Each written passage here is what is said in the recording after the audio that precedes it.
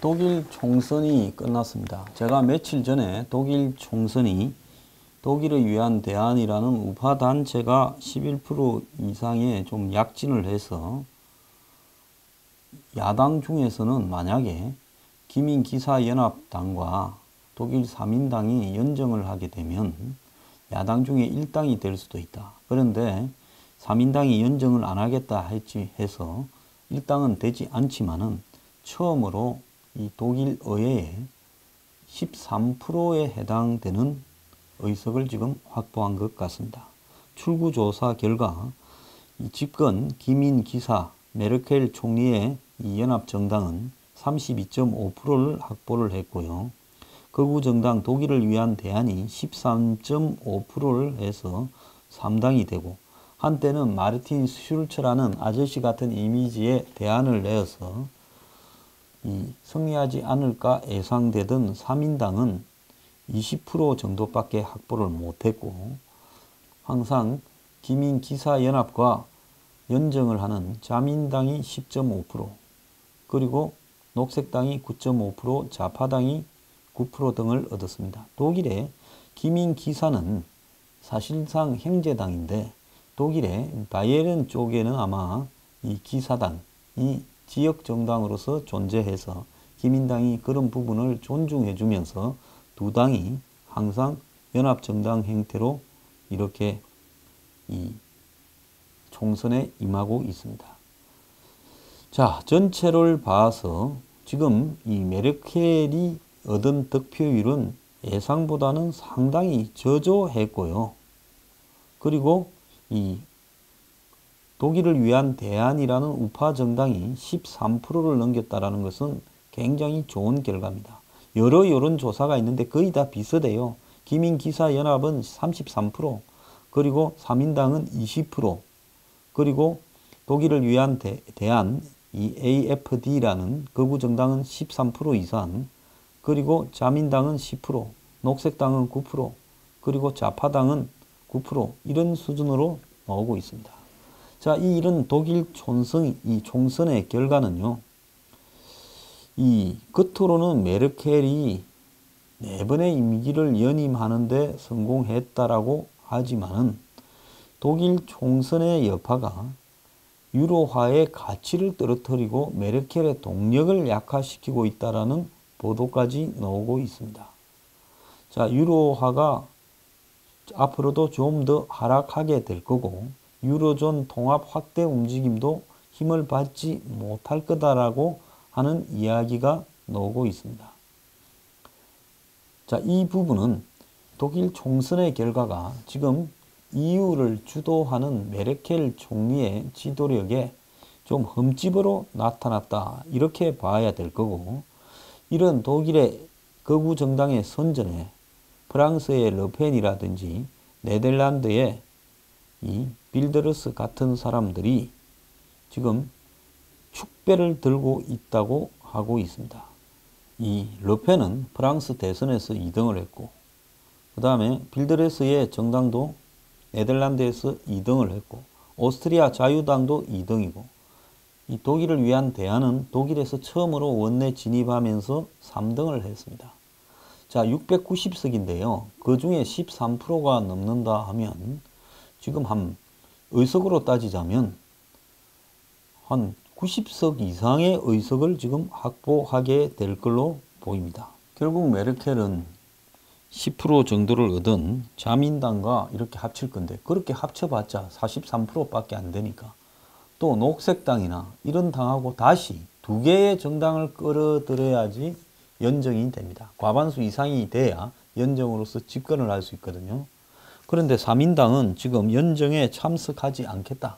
그래서 이 기민기사대 3인 1, 2정당이 연정을 하는 부분은 안 될 것 같고요. 결국은 자민당과 녹색당을 끌어들여서 3개의 정당이 이렇게 연정을 구성하는 형태가 될 거라고 보이는데, 메르켈의 수명은 연장되었지만은 독일 전체의 방향은 극우 정당의 원내 집권으로 크게 바뀔 것 같다라는 겁니다. 자, 스페인도 지금 난리가 났습니다. 과거에 이 아라곤 왕국이라는 지방이 있었는데요. 그것이 지금 프랑스와 스페인 사이에 지중해 쪽, 그러니까 스페인 반도가 이렇게 있으면 밑에 쪽, 지중해 쪽에 이 프랑스, 스페인 사이에 아라곤 왕국이라는 게 있었습니다. 이 아라곤 왕국이라는 게 과거에 프랑크 왕국의 일부가 떨어져 나와가지고 여기에 자리를 잡았지요.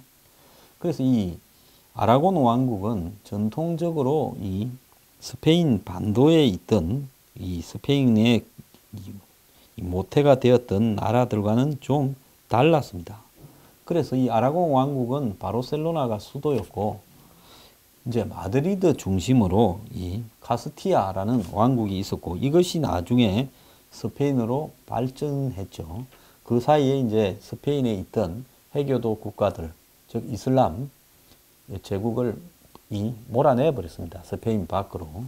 그러면서 스페인 반도 전체에서 한 절반 이상을 이슬람이 점령해서 북아프리카에서 올라와서 살고 있었는데, 이 사람들을 다 쫓아내고 스페인을 통일하면서 그 과정에서 아라곤 왕국은 완전히 스페인 왕국의 합병이 되어 버렸습니다. 그랬지만은 이 카탈루냐 지방은 언어도 좀 다르게 쓰고 풍습이나 문화도 좀 달랐고, 그래서 서유럽에 상당히 가까운 남유럽과는 좀 다른 이미지였습니다. 그래서 그런지 이 지역에는 면적은 32,000 평방킬로미터 밖에 안 돼서 스페인의 6%인데 이 지역의 인구는 많이 삽니다. 좀 번영하니까 관광이라든지 서비스라든지 또 공업도 좀 발달되어 있으니까 인구는 750만 명으로 16%가 살고 있고요. 경제적으로는 스페인 전체의 20%가 해당이 되고 있고, 실업률도 전체 스페인 평균보다는 한 6% 정도 낮은 수준입니다. 이러니까 이 지역이 전체적으로 경제적으로 스페인 전체가 지금 상당히 쇠락해 가지고 청년 실업률이 뭐 40% 50%에 육박한다 이러는데, 최근에 금융위기로 스페인 경제가 아주 안 좋아진 뒤부터는 이 카탈루냐 지방에 별도로 국가로 독립을 하자라는 움직임이 아주 거세어지면서 독립 찬성 여론이 44%까지 올라갔습니다. 자, 스페인 전체의 경제가 2008년 금융위기 이후에 안 좋아지면서 카탈루냐 지방에서 벌어들이는 수입에 의존을 하다 보니까 우리가 왜 다른 스페인 국민들을 먹여 살리는 역할까지 해야 되느냐, 우리끼리 독립해서 잘 살자, 이런 어떤 부분들이 지금 작동을 하게 된 것이죠. 그래서 이 지역이 그래도 이 프랑스하고 가깝다 보니까 각종 산업기지들도 여기에 많이 몰려왔고, 또 스페인의 가장 큰 관광지가 바르셀로나에 있다 보니까 관광객들이나 서비스 산업도 발달해가 있습니다. 그러니까 중앙정부는 이 카탈루냐 지방이 떨어져 나가게 되면 못 사는 동네만 남게 되니까 이거를 막아야 되겠지요. 막기 위해서 지금 필사적으로 노력을 하고 있습니다. 10월 1일 날 독립투표를 하겠다라고 예고하고 있는데요. 지금 스페인이 생긴 이래 최대의 위기를 맞고 있다라는 이야기까지 나오고 있습니다. 그러다 보니까 중앙정부에서는 예산을 내려다 주지 않겠다. 그리고 카탈루냐 자치경찰의 경찰권을 회수해서 직접 중앙정부 경찰이 지휘통제하겠다고 발표했고, 또 국민투표를 막기 위해서 육로와 해로로 스페인 각지에서 경찰이 지금 카탈루냐 지역으로 수천 명이 들어와 있다는 겁니다. 그래서 이 자치정부를 압수수색을 해가지고 지금 투표 용지 1000만 장을 갖다가 폐기를 했다라고도 하고 관련자 14명도 체포했다고도 합니다. 그럼에도 불구하고 이 카탈루냐 자치정부 측에는 투표를 강행하겠다.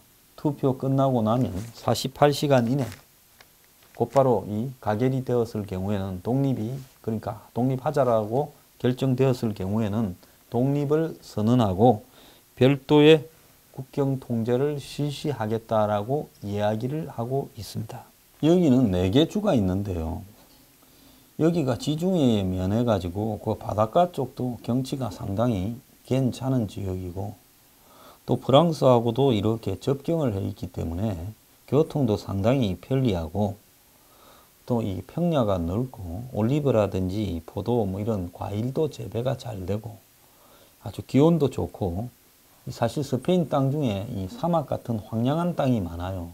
그래서 과거 사막을 전제로 한 서부 영화 이런 것도 스페인에서 많이 찍었는데 근데 여기는 땅도 좋고 기름지고 공기도 좋고 햇볕도 많고 그리고 교육 수준도 높고 이래 되다 보니까 이쪽 지역이 떨어져 나가겠다라는데 그런데 사실은 그런 어떤 경제적인 격차도 있지만은 이 카탈루나 지방이라는 데가 전통적으로 스페인에 대해서 별도의 자기 지방의 국기 그러니까 이 노란색과 빨간색이 교대로 가 있는 자기 국기를 갖다가 유지하고 말도 이 바르셀로나 가면 세 가지 말로 되어 있습니다.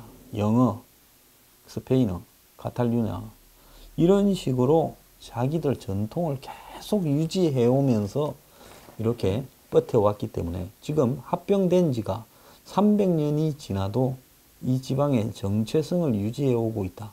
그리고 마드리드하고 바르셀로나가 서로 굉장히 견제하고 있다. 뭐 일본에 가도 동경과 오사카가 그러고 한국에도 뭐 서울, 부산이 있지만 이런 정도를 떠나가지고 너네하고 우리하고는 근본적으로 다르다라는 이런 부분이 많기 때문에 지금 문제가 매우 심각한 것 같습니다. 이번에 이걸 막는다 하더라도 또 시도가 될 거고요. 지금 유럽이 가면 갈수록 지금 영국도 스코틀랜드가 독립을 계속 시도하고 EU 탈퇴한 부분에서도 스코틀랜드의 독립 이야기가 나오지요. 그래서 유고가 지금 몇 개로 갈라졌습니까? 보스니아부터 크로아티아, 슬로베니아, 마케도니아부터 아주 많은 나라로 갈라졌지 않습니까? 한 6개로 갈라졌을 거예요. 마찬가지로 지금 이 유럽 전체가 다른 이민족으로 이루어진 국가들이 상당히 많았습니다. 지형상으로. 벨기에도 지금 그래요. 스위스도 그렇고요. 그리고 이 동유럽은 얼추로 갈라질 거 다 갈라졌고요. 소련에서 뛰쳐나오면서요. 그럼 지금 서유럽에 남은 이런 어떤 스페인 같은 부분도 문제가 되고 결국은 EU가 통합되는 게 아니라 점점 EU 소속 나라들에서 다시 또 이 역사적으로 분열되는 이런 양상을 초래하고 있다. 그래서 한 10년 전에 EU의 미래는 통합으로 갈 거라 했는데 점점 분열로 가고 있는 게 세상 일이 참 예측하기 어렵다라는 부분입니다. 자치정부에 따르면 카탈루냐 지방이 스페인 중앙정부에 납부하는 세금 중에 돌려받는 것을 제외한 금액이 매년 21조 7천억에 달한다는 거예요. 그러니까 너네는 우리한테 다시 돌려주는 거 말고도 우리가 낸 세금 중에서 순수하게 중앙정부가 먹는 게 21조 7천억인데 전체 GDP의 8%에 이르는 돈을 고스란히 중앙정부에 갖다 바치는데 우리가 어떻게 이것을 그냥 보고 있겠느냐라는 이야기입니다. 자, 독립 분리 투표를 하는 데가 스페인뿐만 아닙니다. 이라크에서도요, 북부에 쿠르드 자치정부가 지금 분리 투표를 오늘 실시한다고 합니다. 자, 쿠르드 자치주라는 것은 이 나라가 없는 민족 중에 제일 큰 민족이 쿠르드족입니다. 이들은 쿠르디스탄이라고 부르는 이 지역, 그러니까 이 터키의 서부, 남부 일대, 그 다음에 시리아의 북부, 그리고 이라크의 북부, 또 이란의 동부, 이 일대에 주로 이 4개 나라에 걸쳐서 한 3,500만 명에서 4천만 명에 이르는 사람들이 흩어져 살고 있습니다. 그런데 이들이 스페인에서도 지금 과거에 케말 파샤가 이들에게 독립을 보장해 준다고 해서 스페인 공화국의 이 수립에 같이 끌어들여 놓고는 배신해서 이들이 쿠르드 노동자당을 만들어서 테러 단체화 되어 있고 그래서 오잘란이라는 이 지도자를 한 15년 전에 잡아서 섬에 가두고 있죠. 그리고 이번에 시리아 내전에서도 IS에 대항해서 싸우는 시리아 민주군의 주축이 이 쿠르드족입니다. 이들이 지금 IS를 격퇴시키고 시리아 정부군과 싸우는 주축이 되고 있고 이라크에서도 페슈메르가라고 부르는 이 쿠르드 자치정부의 아르빌에 이 기반을 두고 있는 자치정부의 군대가 모술을 탄압하는 데 결정적인 역할을 했습니다. 이들은 나라가 없기 때문에 나라를 세워야 된다라는 의지가 매우 강하고 집시족처럼 전 세계를 떠도는 나라가 없는 하늘 가진 민족입니다. 제가 옛날에 이라크에 갔을 때 아르빌에 머무면서 이 쿠르드 자치정부의 니제르반 바르자니, 지금은 마수드가 이 총리를 합니다만 그때는 이 니제르반 바르자니가 총리를 하고 있었습니다. 그래서 그때 니제르반 바르자니하고 만나고 사진도 찍고 했는데요. 그때 자기들 이야기를 좀 하더라고요. 그래서 지금 오늘 이들이 투표를 해서 우리가 이제 쿠르드 정부로 독립을 하겠다 이렇게 하니까 이란 중앙정부에서는 여기에 대해서 반대하고 굉장히 긴장하고 있고, 유엔이나 이라크 중앙정부에 동조하는 이 터키 같은 인접국가, 이란 같은 나라들도 다 반대하고 있습니다. 자, 그런데 이 바르자니 수반은 아르빌에서 기자회견을 열고 우리는 이라크와 어떤 군사적 충돌도 하지 않을 거다. 그러면서 국민투표는 쿠르드족 사람들이 지금 어떤 생각을 하고 있는지 그걸 갖다가 시험하는 첫걸음이다라고 이야기를 하면서 쿠르드의 국경을 그리기 위한 게 아니라 긴 대화의 과정을 가기 위한 하나의 절차다라고 이야기를 하고, 그렇지만은 과거에 실패한 동반자 관계처럼 이라크 정부와 그런 관계를 형성하는 식으로 역사를 거꾸로 가지는 않을 거다. 그러면서 이라크는 신정적이고 종파적인 시아파 국가가 되었고 이란과 가까워지고 있다. 이런 걸 비난하면서 중앙정부와 관계 개선은 거부를 했고요. 자, 우리는 이 문제를 해결하기 위해 최선을 다했는데 바그다드가 거부를 했다. 자, 그래서 투표를 지금 하겠다고 합니다. 지금 유엔이나 국제사회가 쿠르드족의 국민투표를 취소하라고 요구하는데요. 전 그것도 웃긴다고 생각합니다. 카탈루냐 지방의 독립투표는 취소하라고 말을 하지 않으면서 이 쿠르드는 투표를 취소하라 그래요. 왜? 쿠르드가 투표를 해서 독립하기로 하면 이란이고 터키고 다 흔들리니까 이들이 자기 이해관계 때문에 그렇게 이런 이야기를 하는 거죠. 자, 그래서 지금 이 쿠르드가 이렇게 시도를 하니까 이란하고 터키가 지금 쿠르드 자치정부 주변의 국경에서 계속 이 군사훈련을 하고 있다는 겁니다. 자, 쿠르드는 아르빌주하고 이 슐레마니아 도욱주 세 개하고 모술 키르키크주 두 군데, 세 개는 지배하고 있고 두 군데는 반쯤 지배하고 있어요. 그런데 이들이 하도 나라 없는 한에 시달려서 굉장히 똘똘 뭉쳐가 있고, 지금까지는 주변 나라들의 방해로 터키에 있는 쿠르드와 이 이라크에 있는 쿠르드, 시리아에 있는 쿠르드가 다 따로 놀았는데 최근에 좀 결집하는 경향이 보이니까 이란, 터키, 이라크가 전부 긴장을 하고 있는 겁니다. 오늘 이들이 독립투표를 강행하면 이들은 100% 통과가 되겠죠. 그래서 독립하지 말자는 사람이 누구가 있겠습니까? 지금 이 제외 유권자를 빼고 이 자치주에만 있는 유권자가 500만 명으로 지금 짐작이 되고, 이들이 지금 이라크 전체 유전의 한 40%를 컨트롤하고 있어요.